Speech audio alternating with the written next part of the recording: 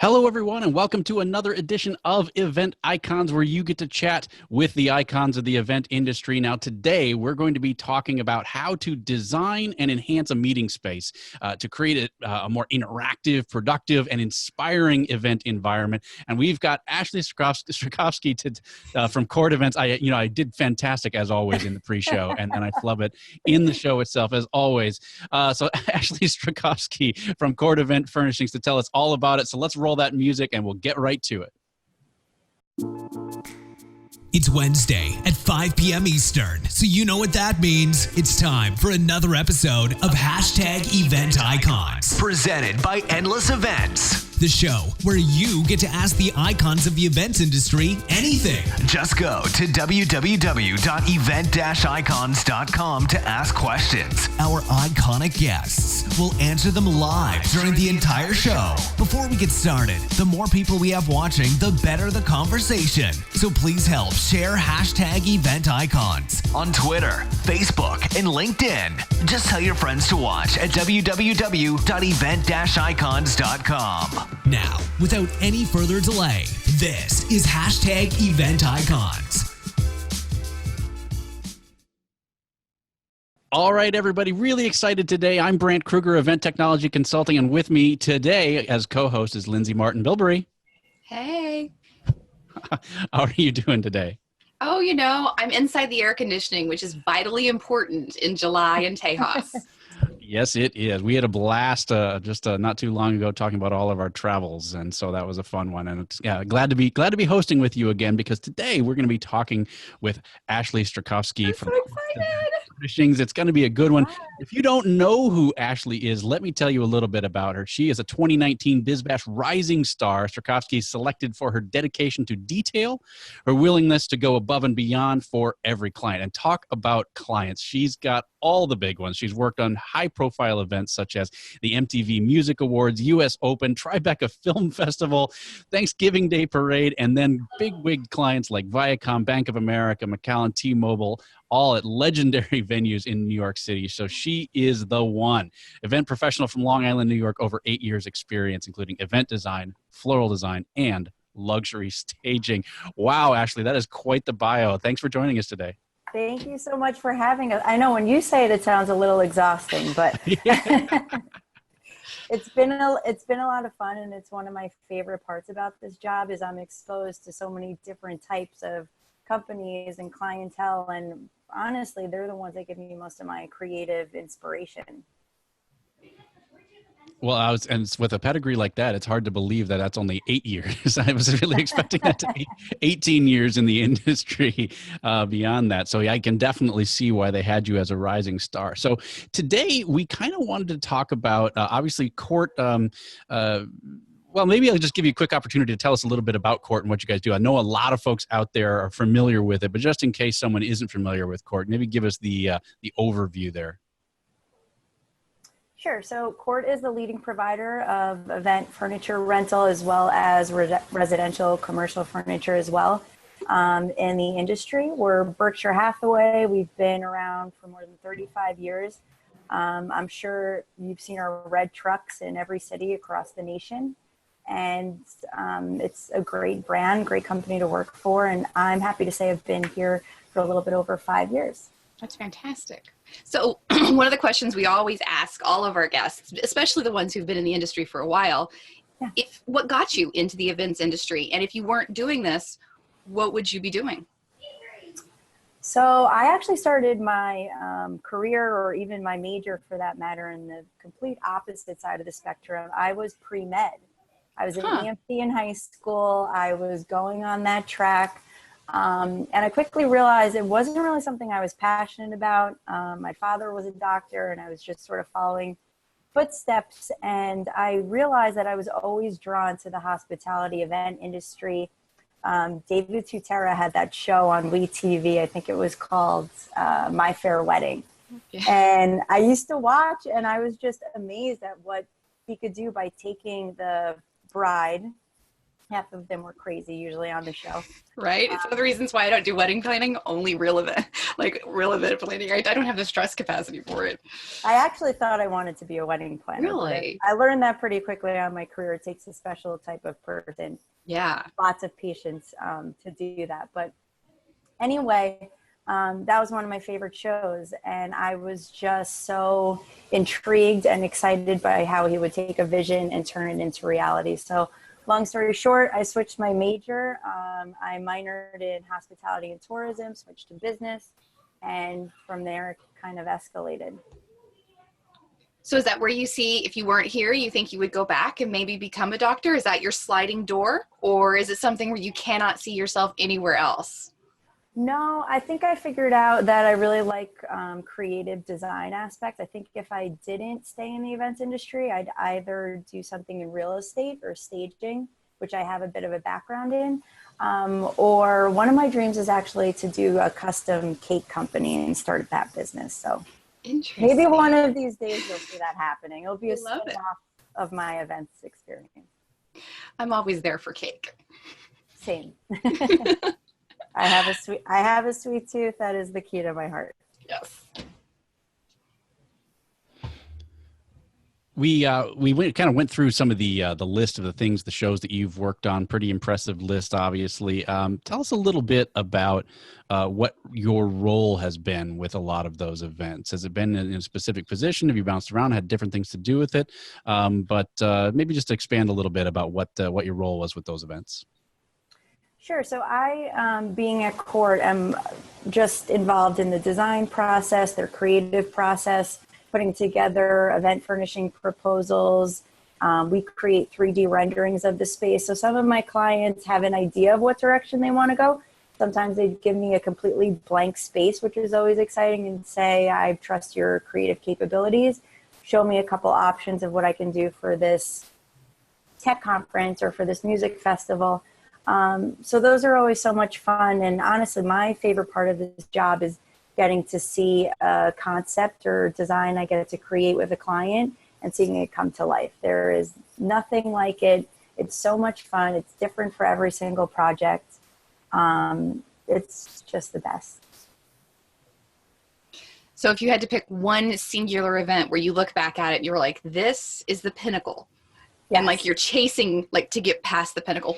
You don't have to name the client, but unless you want to. I mean, I want you to, but what was your pinnacle so far?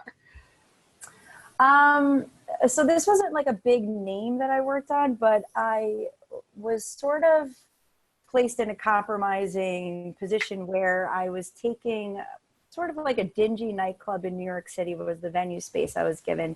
And they wanted to turn it into a very high-tech tech conference that had Hillary Clinton as a speaker. Wow. So I toured the space and I was like, what am I going to do with this space?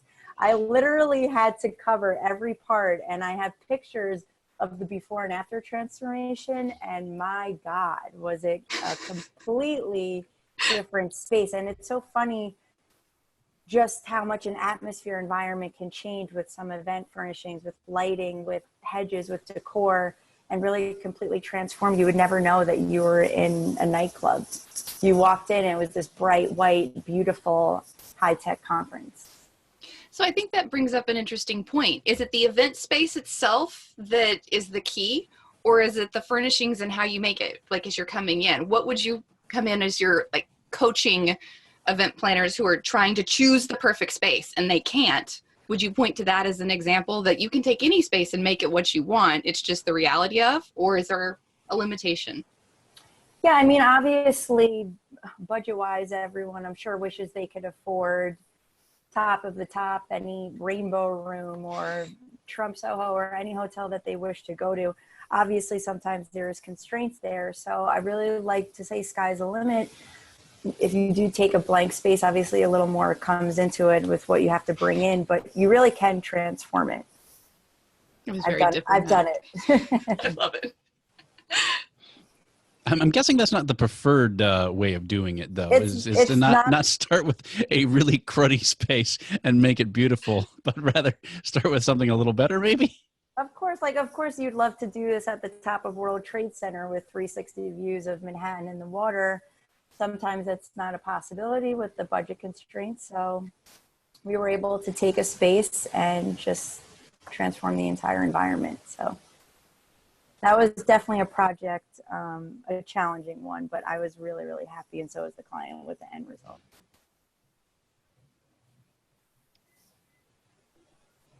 So are there specific things, which I'm just kind of glancing through, I'm trying to keep an eyeball on the chat too. Just a reminder for any of you that are joining us live as we record this every Wednesday, be sure and drop your questions in the chat there if you, as they come along for Ashley. And if you have questions about the meeting and space design and how it can be enhanced. So be sure and drop them in there. Let's get into some of the nitty gritty. I mean, you mentioned that space, and let's go dive in before we maybe bring it back out to the 10,000 foot level. On that particular event that you brought up, you kind of blew through a list of things. Could you go into some of the specifics about what you did to make that environment to be that nice bright white environment? What were some of the specific things that you did in order to really transform that space? And can I add a qualifier on it? Was it something where the client knew that they wanted to take it and make it this vision? Or was it something where you came up with the creative brief and helped them see the reality of the space? So they basically told me, obviously, they wanted to switch out what it looked like as a nightclub and wanted a nice, bright tech conference. They didn't really know how to get from point A to point B. So I took the floor plan, I put together a couple design options for them with the different budget levels, depending what they could accommodate for this event. And I think what really helped elevate the space is we covered a lot of the dark walls and some unsightly structures that you didn't want people to focus on. We took our hedge walls and we completely made it like a nice green backdrop. We also offer pipe and drape, so we took nice beige velour and covered some of the walls. We also have room dividers. We took some of those, which are funky shapes, colors, and also covered certain areas so you couldn't see the background. And then we moved out all of the they had like dark black, dark wood furniture that the club usually uses, put it in storage, and brought in nice white leather, warm wood accents, metals, textures, and just did a complete haul of the space. I wish I had pictures to show you guys. It's on my Instagram. Well, we'll be sure and send people to check that out. And if you do have any pictures posted anywhere as well, we'll be sure and drop those links into the show notes. So you kind of went through there what you could do with kind of an ugly space. One of the things that I always run into or frequently is the boring spaces. So you've got you've got your typical hotel air wall meeting rooms, right, where it's weird flowery carpet on the ground and then kind of beige walls if you're lucky, and the air walls. What do you do to kind of spiff up those types of spaces? Yep. So maybe this isn't obvious. Color is always a great idea. And right now, one of the 2019 trends is a lot of vibrant colors, and you can mix a lot of colors, textures, patterns, and not be afraid of that because that's what's trending right now. Also bringing in greenery, it really warms up the space. So we have different hedges, trees. We just added a palm tree to our collections, or pillows, patterns, just to be more visually stimulating. And also lighting helps a lot too. And that could completely transform those boring walls. And I always tell clients not to be scared about the carpet, because I know a lot of the times you go into these hotels or venues and the carpet is crazy. It looks like some Saved by the Bell, like 90s pattern. I don't know what some of these hotels are thinking by not doing something neutral. I see a lot of these like red firework patterns on the floor. But honestly, that kind of blends in once you bring in neutral furniture or colored furniture. Lights go a little dim. There's lighting on the wall. But yeah, that can definitely enhance the space. So it's not just boring event like ballrooms though, Brandt. I think it's also sometimes we can be very limited by like how we think a keynote or the general session room should look, right? So it's kind of like we're I say me, right? The rest of you event planners, you're probably better at this than I am, but like boring event furniture. And it's like, would the 45-year-old attendee who is also a medical doctor really want to sit in the beanbag chair? Or like in the pew that was putting in there, you know, at Go West earlier this year, one of the most fun things about the space is they had this great setup where it was like literally every different type of furniture. Is that a trend you're seeing become more popular, or is it something you still think you're having to talk people into because the attendees are like, ooh, bean bags, I'm middle-aged, is that appropriate? So I think CORT, we have like a higher end version of that. So everything looks more corporate, but it's also fun colors and fun textures and patterns. And I think corporate clients are getting more into it, and they see the comfort level, and they see that it also serves a purpose. And that furniture is easier to move around. It's great for breakout sessions. I think I've seen more and more clients be into the idea of using maybe a little bit more of a funky piece, even if it's for a different sort of crowd. So are you helping them with some of the change management conversations where the planner's in on it, but maybe the leadership's still hesitant? Is that part of your job? Or is that something where you're like, we've got this great idea, here's how you sell it? Yeah, I mean, some clients are more open than others, depending which company I work with, but I do like to give them a couple different options. And if they're into the idea of adding some more fun elements and accent pieces, they do. But yeah, it sort of depends on the client. How involved, obviously you're, going to have the benefit of the inventory behind CORT, or from CORT behind you. Are you able to get involved in the broader design of the spaces so that, not necessarily just the parts that you're working with, but also just the broader design? You mean as far as like furniture selection goes in our inventory? No, I mean, so like, how involved are you getting in the overall design of the event, or are you only handling the sections that CORT deals with? It's typically like where they need event furnishing. So they'll give me a copy of their floor plan and let me know that they're looking to do a couple breakout sessions here. They need stage furniture, or they're looking to create VIP lounges. And then I'll hone in and focus on that space and provide the options that I recommend depending on what type of event it is. A follow-up question. Do you still have a dog sleeping on your foot? I do.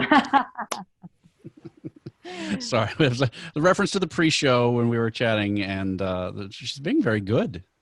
He's actually Winston. All right, sorry.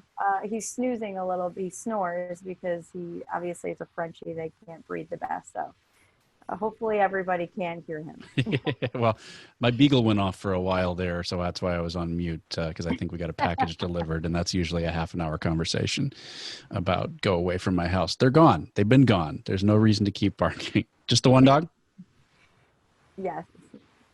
All right, sorry. I had to devolve into the dog conversation for just a little bit. If we want to bring him into the show, I'm sure I could wake him up and show his little. She's been talking about him for a while though, so I'm like, does he really exist? And so like I'm sitting here like just hoping he might wake up so we can see him. But no, tell me more about the furniture. Also the dog. He'll be up. I do have clients ask me to bring him into the office, and I have before. So he's always a really nice sense of stress relief during the chaotic months of fall or beginning of the spring. So I'll probably be bringing him into some of the offices in September when everybody probably needs a laugh or a break. Well, no, that was something you were sharing earlier today. We were asking her where she was filming from, and she was telling us kind of like the wide swath of territory that you kind of travel from. So what does it look like for you day to day? Because I think some people have a very narrow vision just because of what we do day to day. So walk us through what your day looks like and what's your favorite part about it? Yes, so my days can be kind of crazy because I cover all of West Side Manhattan. So on any given day, I could be down in Battery Park, Ritz-Carlton Battery Park, or I could be all the way on the Upper West Side and then back to World Trade Center. So depending on what site visits, what clients I'm meeting with, several subway trips. I've seen basically every single street in Manhattan. And I also cover Long Island. So I do make a lot of trips out there, especially in the summer, out towards the Hamptons and Montauk. So it's a lot of distance and a lot of different types of clients. Did you have any of your events affected by the blackout this week? No, so surprisingly not, but I was actually attending a wedding in Lake Placid, and my friends were sending me videos of the pitch black streets, and it seemed pretty creepy. I'm kind of glad I missed it. I have a speaker friend. Thankfully, no events were part of that.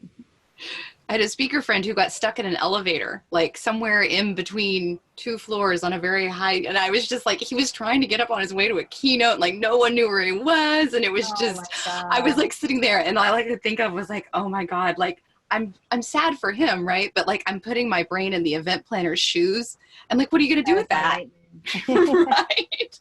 I'm like, there's no winning there at all. The poor speaker, though, I would have been losing it. Yeah, the claustrophobia. Yeah, that is stressful. So that actually brings up, because, I mean, social media with the blackout, you know, it was interesting watching Frozen Broadway. They didn't cancel the show. They just went out into the street and they did it. And they basically did the Broadway show over Instagram. And I think event design is one of those things, when you were talking about hedges earlier, like, it's creating whole pop-up events just based off of the, you know, installations for the hedges and having everyone come in there. And so tell us about that. I mean, are you getting requests from clients to stage an event just based on the furniture design and like the wall design? Or is that something where you bring the idea in? How does that happen? Yeah, so honestly, the hedges are one of our most popular items, and we actually brought in hundreds more into our inventory because we were getting so many requests, because they do create a huge element. I use them as an entrance into an event because it really elevates the experience, and I've seen so many creative ideas that you could do with the hedges, from the obvious ones where you're adding some sort of logo, or creating a custom design or even a name element with flowers. But I also have seen it be a cupcake display. What? So there were little hands that they connected to our hedges that were holding cupcakes that you could just, you know, pull off. I've seen it become a champagne display where they sort of worked it out, where just glasses of champagne, rows and rows. But there's so many different creative ways you can use it that people don't think about, that we also put on our Instagram page just to get inspired and think out of the box. And obviously at every event you want some sort of surprise element. So the hedges are a great way to do that, and also a nice way to divide and hide certain spaces from the crowd. And if there's champagne on them, you've definitely gotten me to your next 4 events, plus the cupcakes. Because, yeah. Did someone say champagne? What? It's like Lindsay's Scooby snack. It really is. Yeah. I mean,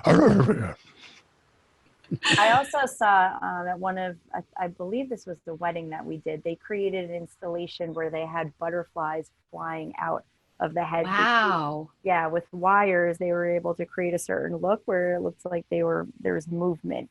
So it was very artistic. It was gorgeous. Not something you would typically think of, but these became the big focal points of this wedding.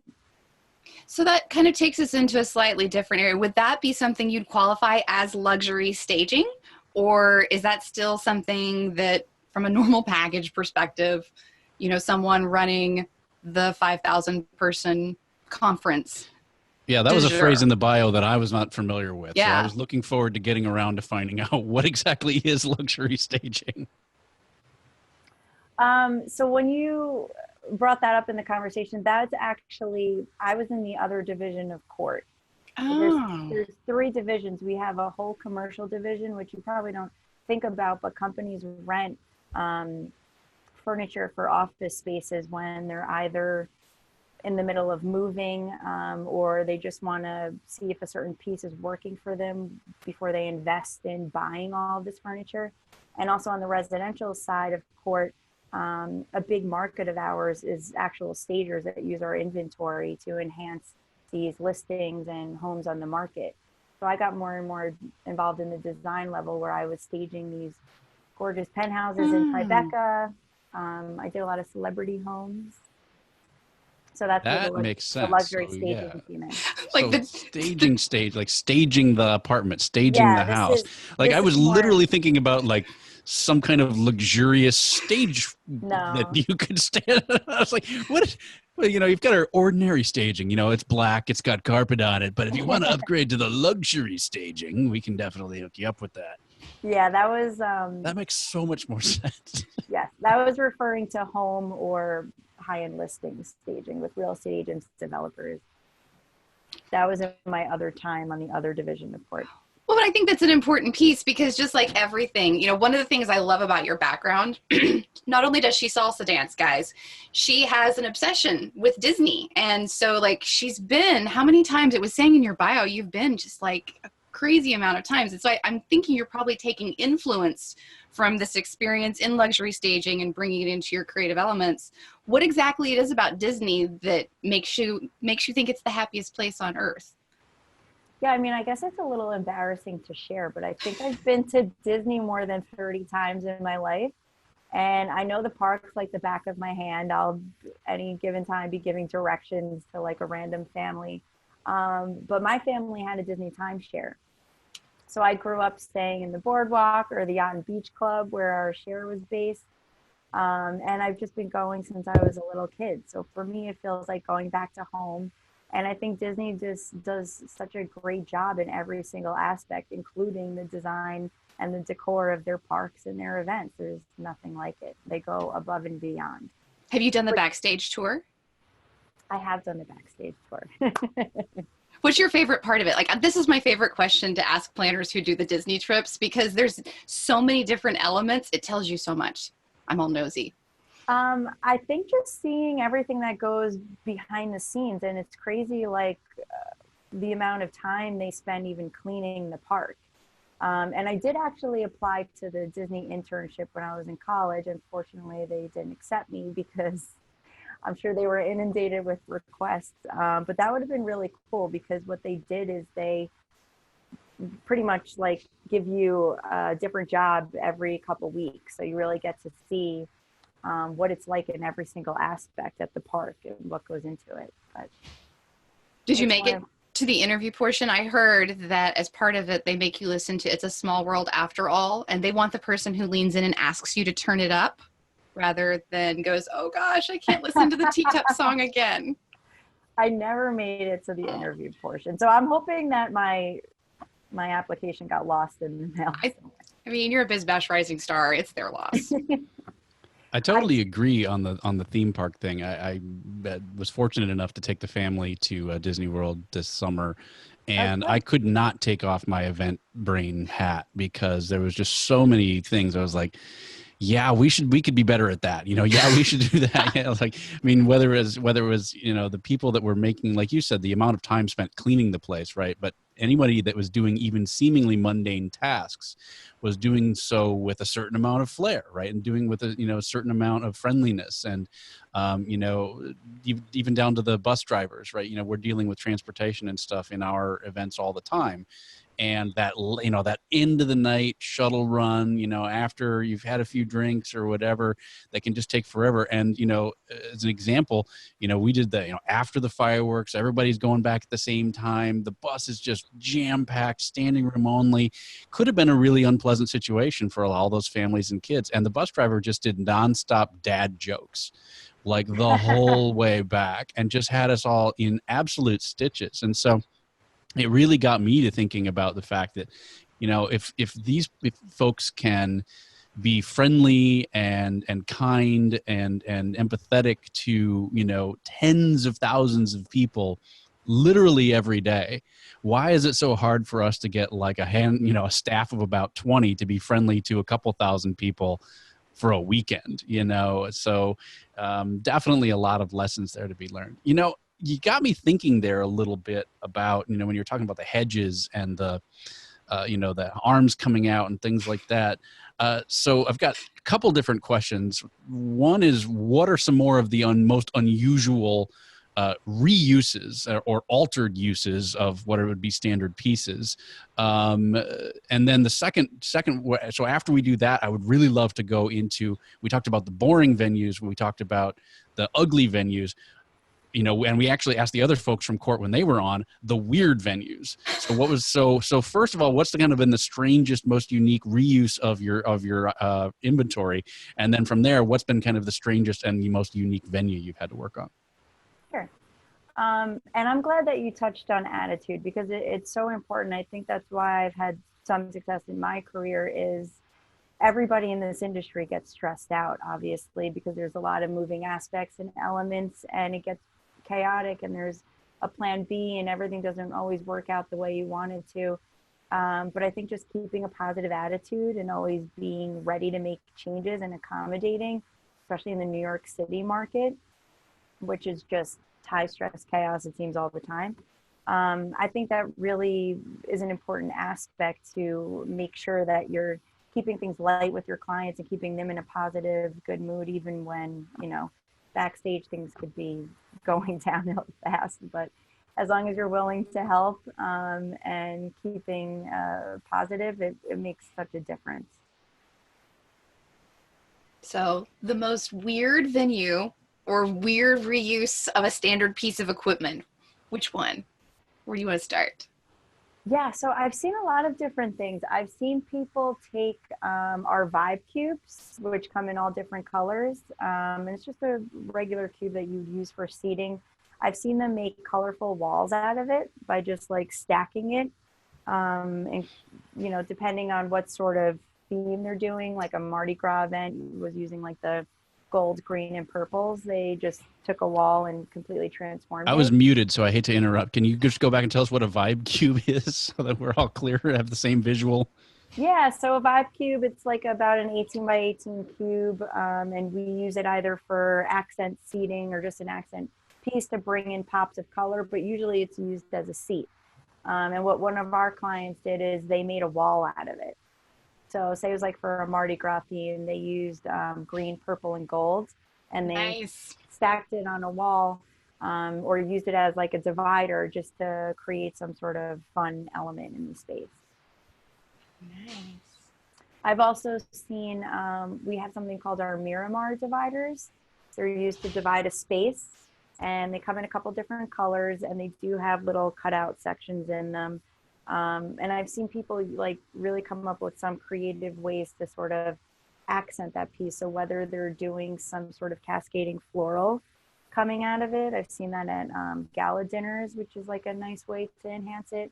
I've seen them add custom logos.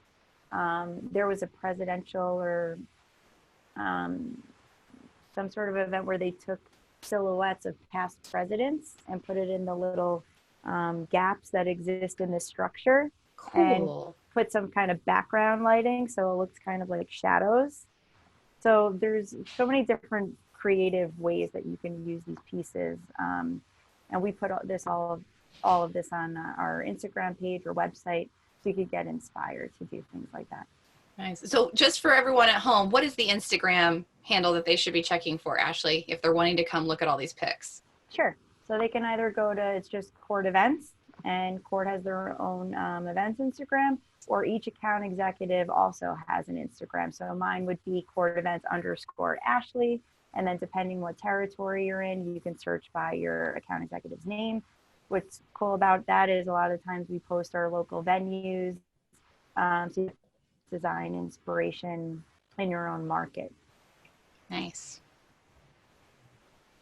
So thinking a little bit about this year, you were not inducted, but you were chosen for the Rising Star Award for Bizbash. I mean, that's huge, right? So how did some of that come? Were you nominated and someone brought you in? And what did you think when it happened?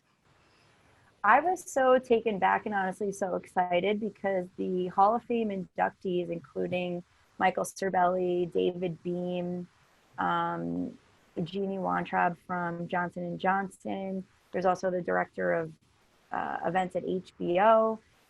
These are some huge names and people that I've looked up to for so long. I've been following David Beam since I was in college.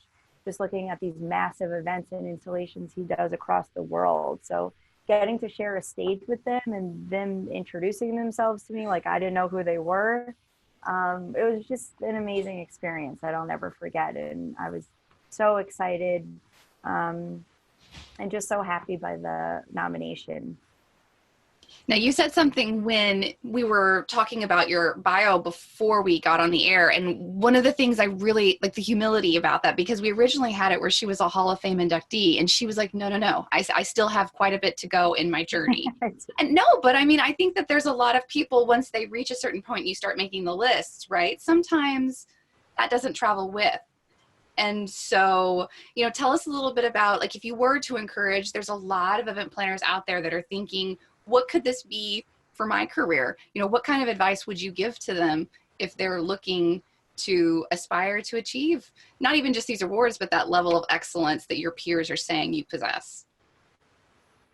I would say definitely to get involved in all of the event organizations. I regularly go to all the ILEA events, MPI events. I love that in my position, I get introduced and I work with so many of these top clients from Bank of America to MTV. It's unbelievable experience because I get to see what all of these different agencies and production companies are doing on the creative aspect. And I don't know if that many people can say that just because I get exposed to it all. Yeah. So I think the more events you attend, the better, because it's just elevating your experience and you're always seeing what's on trend and getting different ideas. But I think just networking as much as you can and meeting as many people as you can. And just remember the industry is small, so it's about reputation. You always want to make sure you're treating everyone right. And I am just as nice to my drivers and the doormen to these venues as I am to the producer of the HBO event. So it's really just respecting everybody and just doing the best you can. Absolutely. That's fantastic. I understand that, you know, trends kind of come and go.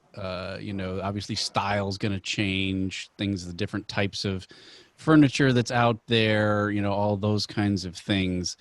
But beyond that, beyond the things that are going to change from year to year, is there, are there best practices? Are there things that are consistent, things that are either always in style or maybe not have anything to do with style, but are just kind of general best practices when it comes to kind of more environmental design? You're designing the space, you're designing the environment.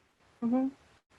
Yeah, so I don't think it's always going to be some sort of that element of organic or greenery or nature that you want to bring into an event space. I don't think that trend's ever going anywhere.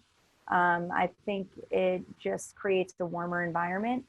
I actually went to a client meeting recently. It was actually the Salesforce Tower, and they have a wall completely made up of live plants. It was the most unbelievable thing I've ever seen. They have an entire team that's dedicated to taking care of these plants. It was just like mesmerizing to me. But I think adding any sort of organic green elements, that never goes out of style. And also using neutral colors with pops of color. Right now, the neutral color on trend is gray instead of typical like white and black, because it has a softer tone to it. But I think those two, the neutrals and also adding touches of green and organic elements, will always be on trend. So are you familiar with Priya Parker? The Art of Gathering. She's been doing TED Talks recently, and she's a psychologist, actually. She's based, I think, in New York City. And when I was doing research for this show, it was about the same time her TED Talk had come out, and she was quoting experts from her book. And she was saying, you know, the venue and the decorations aren't really, it's not necessarily the purpose of the gathering. You know, it's the gatherings that are willing to be alienating, which is different from being alienating, have a better chance to dazzle. And I think that the event design piece, I question, is she really right there? Because an event can be very, like, being alienating. Like, it can shut someone out if you don't have the aesthetics. Especially from a networking perspective, you walk in and the personality of the room dictates a lot of the conversation, especially if you're not someone who's comfortable in a networking environment or conference environment. So tell me a little bit about, you know, how you believe setting the personality of the room can make or break an event. If that makes sense. Yeah, no, and I completely agree. And I think it's important to have little lounge pods or vignettes where you can go and gather and have a comfortable space where you want to bring people together instead of doing either theater seating or feeling like things are all separated. It's nice to have these like clusters where people can sit, be comfortable. I really also like using the communal charging stations because it seems to be a good way to get people to come together, whether they realize it or not, because everybody's constantly charging up phones or iPads or what have you. But that's a nice way to bring people together. And also we have a lot of lounge seating, which offers ways to power up and charge as well, which has been a big trend in the design industry. We use it a lot in our big general sessions. So we like to put them towards the back and also the sides of the room. And you'll see a lot of people cluster in those sections because it's the most comfortable and where you're able to charge your whatever devices. Nice. But yeah, So, I think that can the way that you set up the furniture can completely change the way you network and have people come together. That makes total sense. Now, I was reminded in the chat that we let you escape without actually answering the weirdest venue question. So we're going to have to go back to that. Yeah. You're not going to escape it that easy. The weirdest venue. I'm trying to think because I wouldn't say I've come across like a crazy venue, but I will say the loading dock situations in New York City can be kind of absurd. That's such a New Yorker answer. I love you so much for that. Honestly, though, because they haven't updated it, you're in a tiny freight elevator, and if the client doesn't tell you that, you know, it has very small dimensions, and you come there with all of this event furniture that you can't break down, you have these large sofas, and you're ready to transform the space, and you can't physically get it into the room, that's a huge problem. So it's kind of up to you to, if you don't already have that information, to be checking that before you even get into the event design, because if you can't fit any of this beautiful furniture that they've paid for and rented for the space into the venue, that's obviously going to be a big problem. Another question from the chat that's actually quite specific, which we'll see if you can take a shot at it, which is what color can go with gray walls? Can brown look good? Honestly, a gray is a neutral, so you can mix any color. But yeah, I would say a nice pop of color. Right now, the trend is mixing all different types of colors. So you can mix red with orange and green, and just have fun with it. All right. Well, we're starting to have to wind down. So we do have kind of the softball opening questions, and then we've got the softball closing questions as well. And we already kind of mentioned the fact that you like to salsa dance and go to Disney Worlds, which is usually when we start to ask people what's the craziest thing that we should know about you. But I'll steal Lindsay's usual starting to close question, which is, what is the one question that we forgot to ask you in this episode so far? The one question you forgot to ask me about event design, Winston, the loading dock, Disney. I mean, I think clients sometimes don't know how to start the event design process. So they kind of come to you not really with enough information, and you kind of have to extract it out of them. So I think I would just maybe give like a few pointers that it's always great to include as much information about the event as you can, because if you tell me, you know, we're designing a tech conference and I like the mix of white and greens, can you put something together for me? It's really important for me to know what you're trying to get out of this meeting. And if you just give me like the top initiatives, it's really helpful for me to make the space more productive, because I can think in the back of my head, how can I put this together in a way that's really functioning well for their event, instead of just letting me know, like a color preference or type of event it is. Does that make sense? It does. Okay. Yeah. So if you could only pick one, what is the one tip you would have for new planners coming in and getting started? Get as much experience as you possibly can. I started very low on the totem pole. As soon as I knew I wanted to get more into the design aspects, because my first job was for a corporate event planner based on Wall Street. So I was doing all aspects, all logistics of an event. I really realized that I liked the focus on just the creative decor aspect. So I started researching the top event designers, top floral designers in New York City. And I found one that I really appreciated their work. And I went to them and I begged them for a job and an opportunity. And this was during a very bad job market. But with persistence and me telling them I'm willing to put the time in and learn, I think it just showed them my work ethic, and they gave me a shot, and it led to some success. So that was definitely one of the things that was in the list of why you were brought in to be a rising star on the Bizbash list, was your work ethic. Curious, can you zero in on that a little bit and just say, how do you really get that across with, that is just pure actions, just being there and being ready to go? I mean, what would be your kind of piece of advice for someone who, okay, I've got that gig, I'm on way low on the totem pole. How do I start climbing slowly up with that work ethic you were mentioning? Yeah, I mean, I think the more experience I got, the more I learned, the more knowledge, obviously you're able to accelerate. So you're not here anymore. You have more knowledge, more experience, and you're able to use that to accelerate your career. But I think you have to be willing to put in any career, you have to be willing to put in the time, the effort. Like you see on these TV shows, it looks glamorous to be in the event industry, but there's a lot of back work that goes into it that people don't realize. So when I have someone that just graduated college and they say, oh, I want to plan all these galas and events and parties, and it looks so luxurious and glamorous, I'm like, there's definitely that aspect to it, but you don't realize everything all the time that's going in the back end. And I worked crazy hours. My first job, I was working 7 days a week, Monday through Sunday. It was no days off. It was nuts, but that was the best experience I've ever gotten.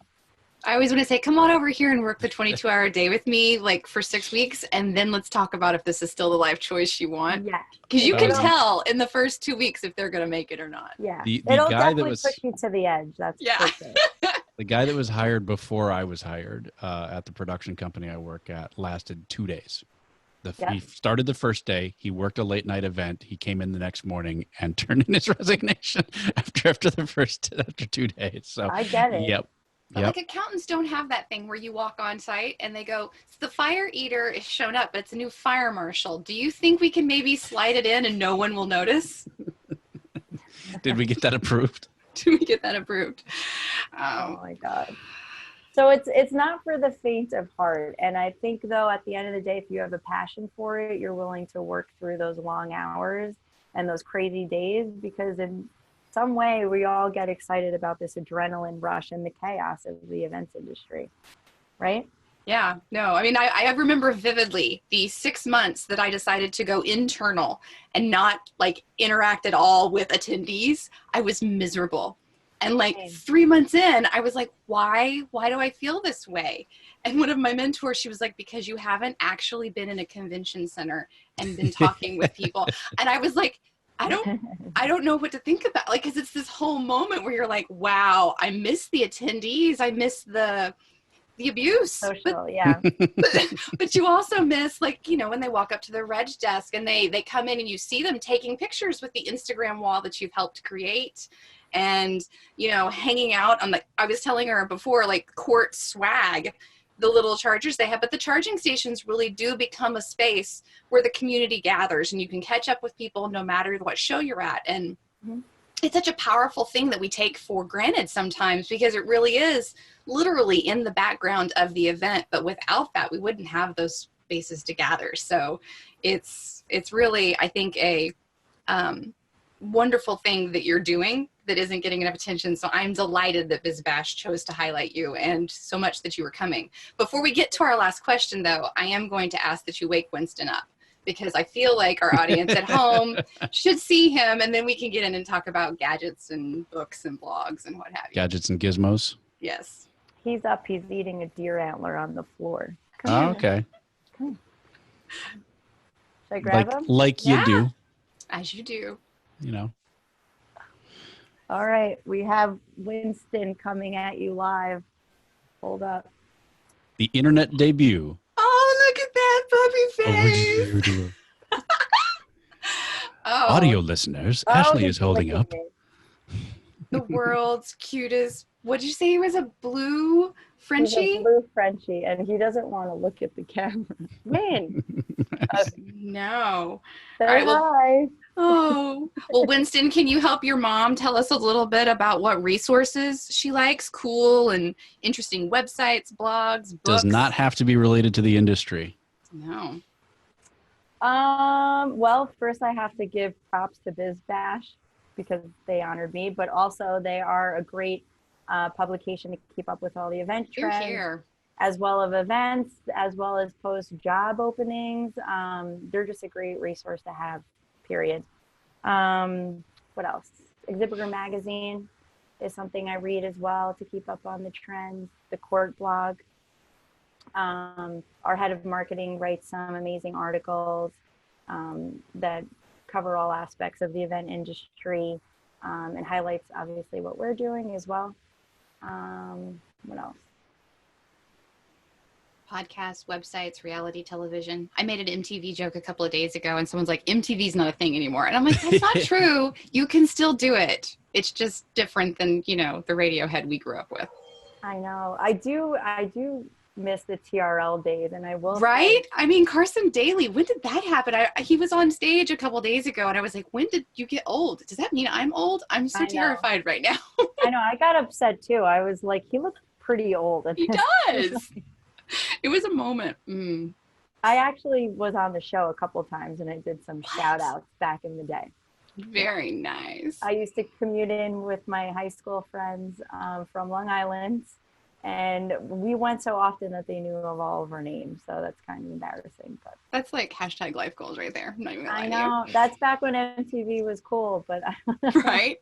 As we've all dated ourselves. I know. So any like project management, technology tools, things that you do, or just a book that you fell in love with the last time you were on vacation? I'm a foodie, and I live in New York City, so I like to keep up to date on all the new restaurants opening on Instagram. It's so hard to stay fit here. So it's a balance of trying to work out. I have a class pass, and also try all this new food. But I will say I'm going to Smorgasburg, if I'm saying that correctly, for the first time in 2 weeks. So nice. I don't know how I've not gone before, but I'm excited to check out all the food. All right. Brandt, what you think, man? You got any other questions? I think it's time to bring it home. So he Ashley always has one more thing. No, I think we're pretty well good at this point. But I want to make sure that we give you an opportunity to tell. We already mentioned the CORT blog. Where are some other places that we can follow what you're up to, follow what CORT's up to, and all of the cool designs that you guys are working on? Yeah, so once again, you can follow CORT's Instagram, which is just CORT Events. You could follow me on Instagram, which is CORT Events _Ashley, ASHLEY. And then you can, depending where you are in the country, you could go to our contact us page, look up which account executive covers your market, and follow them as well. So fantastic. Well, thank you so much for joining us. We really enjoyed the conversation. Thank you. Thank you so much for having me. I appreciate my dog was just starting to bark there a little bit, so it distracted me for a second. So I was like, "Whoa." Winston's sleeping again. So all right. Good night. Nice. Well, again, thank you so much for joining us. We really appreciate it. Lindsay, thank you for joining me and always a pleasure. The co-pilot. It's really two co-pilots. It's not really a pilot and a co-pilot. It's like two co-pilots. Ashley's like, semantics, y'all. Just tell me thank you. No, but it was fantastic. And for everybody who was watching live today, we appreciated the questions in and for helping make sure we got that answer from Ashley, the most unique and weird venue that she's ever been in. But remember, if you weren't able to join us, we record live, or we're going to you, and the new episode will come out next Tuesday. Yeah. Your talking problem came over here. It happens. It happens. I want to say hi to Sherry, who was in the chat. A few other people were in and out of there, but hi, Sherry. Thanks for joining us over there. And yes, we record live each Wednesday at 5 p.m. Eastern. And you can see all of that at event-icons.com. Apparently, all of the talking has been able to we're done. We're done, apparently. We can't talk, so Ashley, can't talk anymore. It's you who's going to close us? Yes, Ashley, just close the show for us, will you? Thank you so much for having me. I really appreciate it. It's been an honor. There you go. So yeah, be sure and join us at event-icons.com. You're going to get all the resources there, all of the links that we talked about, show notes, transcripts, all available right there. You're going to find where you can subscribe to the show. You can actually get it on all your favorite podcasters like Pocket Casts or iTunes or however you want to get your podcasts. We want to be there. So let us know. If you have any more questions, be sure and use the hashtag event icons. It's right there in the name, right? Hashtag event icons. It's literally there in the name. So let us know what you want to see. Let us know who you want to see on the show. What event icon do you want to meet? You want to have a chat with? You know, we're just sitting around here chatting, having coffee. I would like David Tutera. Yeah? I like Fantastic. it. Nice. All right. Let's see what we can do. It's usually all in the asking, right? It's all in the asking. So let us know. Do let us know what you think about the show, who you want to see on the show. We would love to hear from you and tell us what you like, what you don't like, and be sure and leave the reviews on those platforms as well, the iTunes, Pocket Casts, all that kind of good stuff. So thank you all for joining us, and see you next time on Event Icons. Thank you. Thank you for joining us for another amazing episode of Hashtag Event Icons. To catch all the bonus content, resources mentioned, and an invite to our Facebook and LinkedIn groups, head to www.event-icons.com. Also, let us know what you thought about this week's episode. Share your biggest takeaway. Just tag your post with hashtag Event Icons. We'd love to hear from you. Thank you again for joining us. We'll see you next Wednesday at 5 p.m. Eastern, right here on Hashtag Event Icons.